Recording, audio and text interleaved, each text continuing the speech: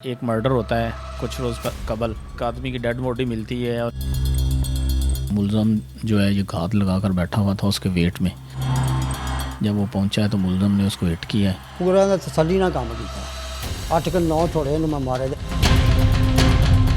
और इसके हाथ में हथौड़ा था, इसने उसके सर पे वार किया और गायब हो गया। मेरे साथ ज्यादती करता रहा उसके बाद भी कहता मैं आपके ना मैं बेटे को मारूंगा। मुझे उसने इतना मारा कहता आपको करंट लगा के मार दूंगा। दिमाग इनका कुटिया या दाला कुटिया, मैं इन्हें जिसम से थोड़ा नहीं मारा। सही रात ऐसे झोली करके बैठी मैं बेटे को कुछ नहीं करना, मैं बेटा बड़ी मुश्किल से अल्लाह पाक से लिया, मैं उसको कुछ नहीं करना दूं। डिजिटल पाकिस्तान की वीडियोस देखने के लिए हमारा चैनल सब्सक्राइब कीजिए और बेल आइकॉन को प्रेस कीजिए ताकि आप हर वीडियो से बाखबर रह सकें। इनसे बात करते हैं कि मामला हुआ क्या था, इन्होंने क्यों जो है इस तरह कत्ल किया। जी सामने बाजी मैं ठोकर न्याज बेकर रैशी हूँ। एक शरीफ ख़ानदान से मेरा तल्लक है, अंसारी हमारी ज़ात है। तो मैं कारवाई दुकान पे काम करता था। पहले इसने मेरी बांजी, ये चूड़ा है, ये पहले मेरी बांजी को ले गया है। 6-7 साल मेरी बहन की इसने आत्मा रोल दी है, वो कखों के कख हो गई है, वो रोती रही है, बाज़ारों में पागल होती हो रही है। पहले बांजी के साथ उसने शादी हाँ की? जी जी। तो उसके बाद बहन के साथ की? मैं बताता हूँ आपको। ये 7-8 साल के बाद ना उसमें से बच्चा पैदा करके सामने आ गया, ठीक है। तो बाद में ना वो बांजी मेरे घर आई है कि मामू मुझे माफ़ कर दे। बाकी शादी की थी उसने? वो भगा के ले गया था। अगर बागी थे तो भगाया ना? बागी नहीं है, वो भगा के ले गया। पहले 3 माह में इसने मेरा भैया मारा है। अच्छा। ठीक है, ये काला इलम बाहर आका बाजी, ये हमारे नबियों पैगम्बरों से नहीं टला, हमें पता है कि कैसे होता रहा है। अच्छा। जिससे बीती हो ना उससे पता होता है। इज्जत तो बाजी ना लखी ना दारी, मैं कोई हवाला आधा दरवाज़ा नहीं देखा। पहले मेरी भांजी ले गया, 3 महीने जिन्हें मेरा भनवैया मारिया। 12 तो 13 साल की मेरी भांजी सी, वो इन्हें उन्होंने पता नहीं की किया, उन्होंने ले गया भगा के। जो 5 साल बाद धी पुत्र हो गया सामने आ गया साढ़े।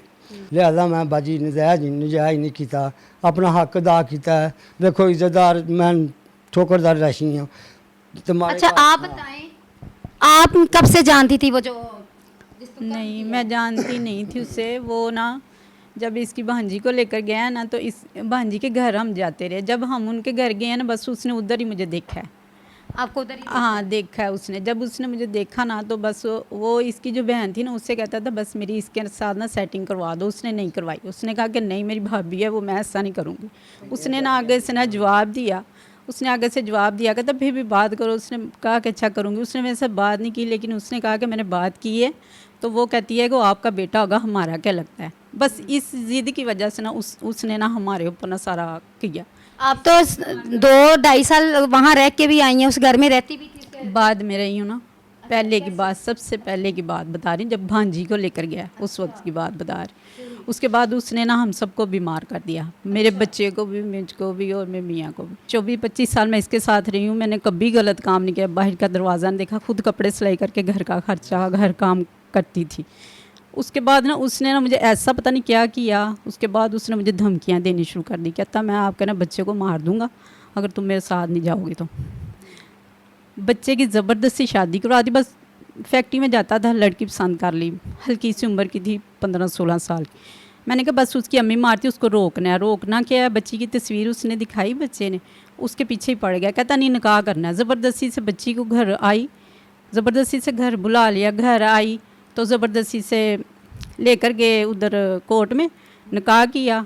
निकाह करके उसके बाद ना 1 महीना गुजरा तो मुझे कहता अपनी बहू से मुझे मिलाओ, अपनी बहू से ना मेरी सेटिंग। मैंने कहा तुम मेरे ऊपर तो कर रहे हो, ठीक है जुल्म कर रहे हो, लेकिन बच्ची के ऊपर क्यों मैं करवाऊँ?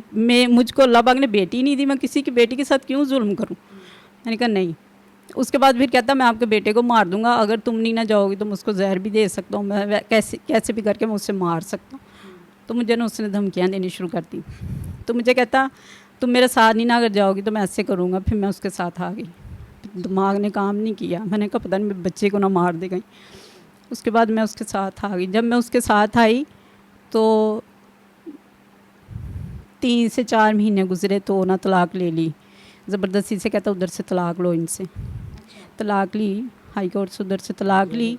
इनको नहीं पता, किसी को कुछ नहीं पता। एक दफ़ा मैं उधर गई हूँ तो बस आप वहाँ क्या करती थी? 3-4 महीने वहाँ रही, फिर क्या देखा आपने? क्या 3-4 महीने रही, काम मुझसे करवाता रहा, फैक्ट्री जाती रही हूँ, काम करवाता रहा मुझसे, सिलाई का भी काम करती रही। उसके बाद बच्चियों के साथ ज़्यादती, उल्टे पुल्टे काम, वो मैं सारा देखती रही उसको कि क्या क्या करता है ये।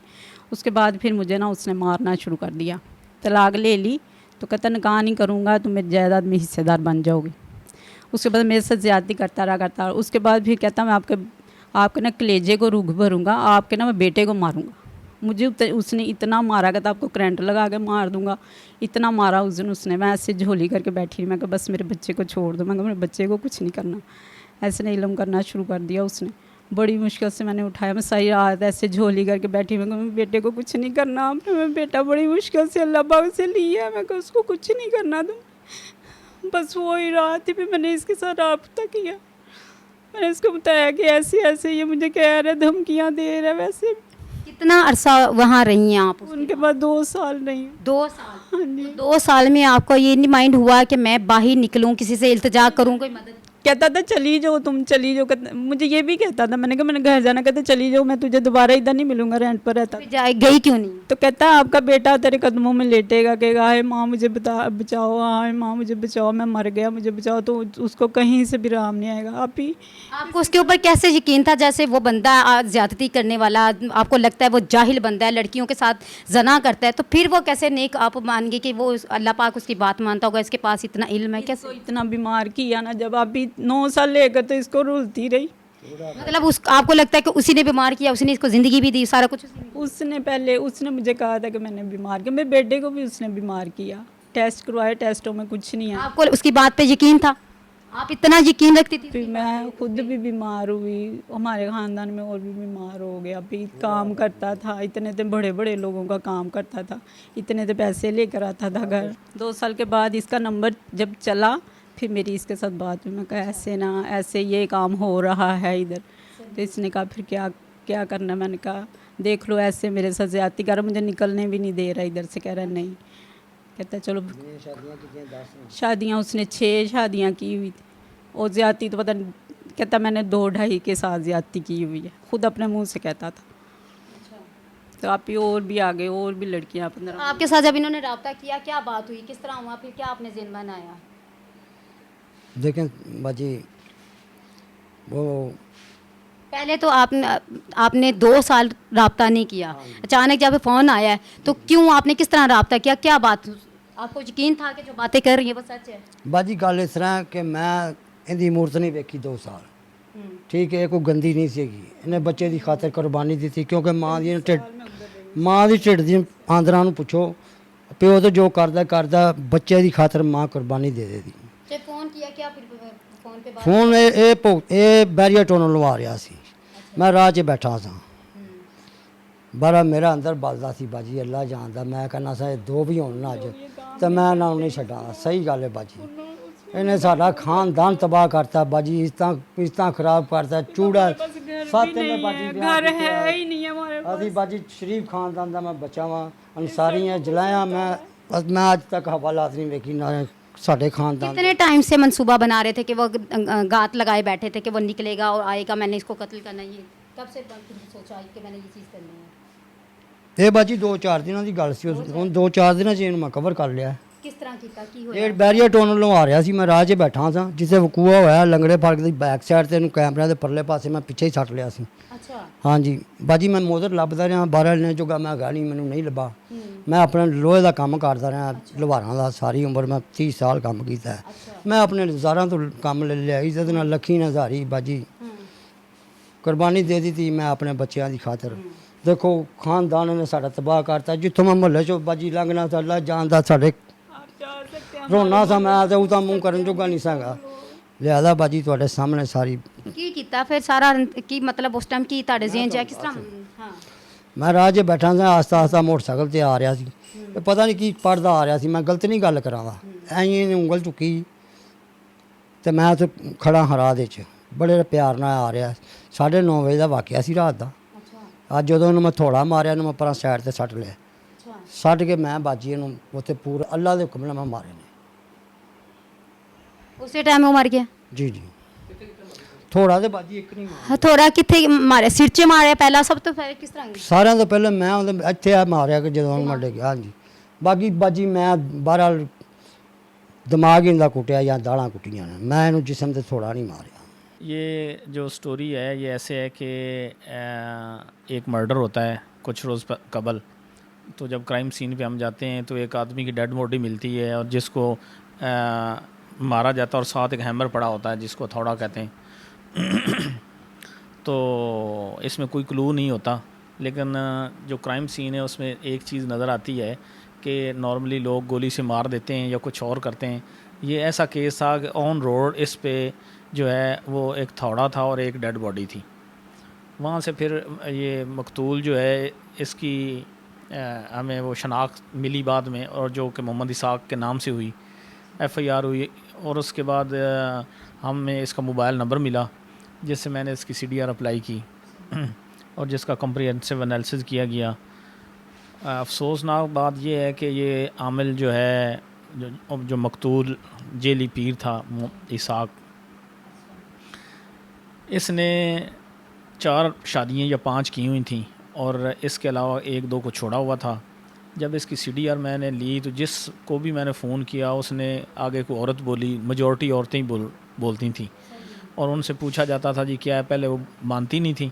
फिर वो क्या हुआ कि उन्होंने कहा जी कि जो है ना हमारा ये मसला था, ये था, हमने दम कराना था, दूर करना था। वकूए के रोज़ भी ये एक एजुकेटेड फैमिली बहरिया है, वहाँ गया था, दम करके वापस आ रहा था। अब जो ज़ेर हिरासत मोहम्मद रियाज़ है और एक ख़तून शबाना है। जो शबाना है ये मोहम्मद रियाज़ की साहब का बीवी हैं। जो मरने वाला इसाक है, इसने इसकी सकी भांजी को पहले भगाया और उसके फिर जी उसको साथ रखा हुआ था, फिर उसकी ममानी को भगा लाया। और उसके बाद जब इनकी CDR ली गई तो इसमें 2 चीज़ों पे मुझे शक गया। एक तो जब मैंने इर्द गिर्द से पूछा तो पता चला कि जो इसका साबका खामंद है ख़तून का मोहम्मद रियाज़, ये लोहे का काम करता है। तो वो जो थोड़ा था वहाँ से मुझे क्लिक हुआ। जो CDR थी वो बार बार जो ख़तून थी इसको कॉलिंग कर रही थी मकतूल को, तो हाँ, तो डेफिनेटली उसकी लोकेशन ही पूछ रही होगी। जो फर्दर कोई नंबर नहीं मिल रहा था, और ये भी पता चला कि बाद में मकतूल ने मार कर WhatsApp पे इन्फॉर्म कर दिया कि मैंने इसको मार दिया। तो मुश्किल केस था, नहीं हो वो हमने फिर चीज़ें लिंक की। फिर इनका एक बेटा है, वो स्टेप उसको मैंने इंटरोगेट किया तो वो मान गया कि जी हमने ऐसे ऐसे प्लानिंग करके इसको मारा है। ख़तून को हिरासत में ले लिया, फिर रियाज़ अरेस्ट हो गया। तो रियाज़ जो है वो मान रहा है कि जी मेरे साथ इसने ज़्यादती की थी, मेरी फैमिली ख़राब की थी, मैंने तंग आकर ये किया है। और इसलिए पब्लिक मैसेज ये है कि हमारी जो ख़वातीन हैं या लोग हैं, ये सादा लोग हैं, इनको ये जिन्नात, ये पीर, ये जेली आमल जो है इनसे बचना चाहिए। ये लोगों के फ्राडिये, ये घर बर्बाद करते हैं, इनके पास कुछ भी नहीं होता। बीइंग मुस्लिम हमें जो इस्लामी तालीमात हैं उनको फॉलो करना चाहिए। तो ये एक डिफ़िकल्ट केस था जो हमने इंशाल्लाह सॉल्व कर लिया है, और आगे इस पे जो लीगल प्रोसीडिंग्स होंगी वो होंगी। कितने टाइम में आपने ये सॉल्व किया और डेड बॉडी जो थी वो कहाँ मिली आपको? ये डेड बॉडी हमें जो है कच्चा रोड है जिस पे ये इंटरचेंज है मेन डिफेंस रोड पे, वहाँ पे इसकी डेड बॉडी मिली। तो विद इन फ्यू डेज़ हमने ट्रेस कर लिया केस। किस टाइम में जो है इसको कत्ल किया गया, सुबह का टाइम या रात का? ये रात का टाइम था, अराउंड 9 o'clock। तो मुलज़म जो है ये घात लगा कर बैठा हुआ था उसके वेट में। जब वो पहुंचा है तो मुलज़म ने उसको हिट किया है और इसके हाथ में हथौड़ा था, इसने उसके सर पे वार किया और गायब हो गया।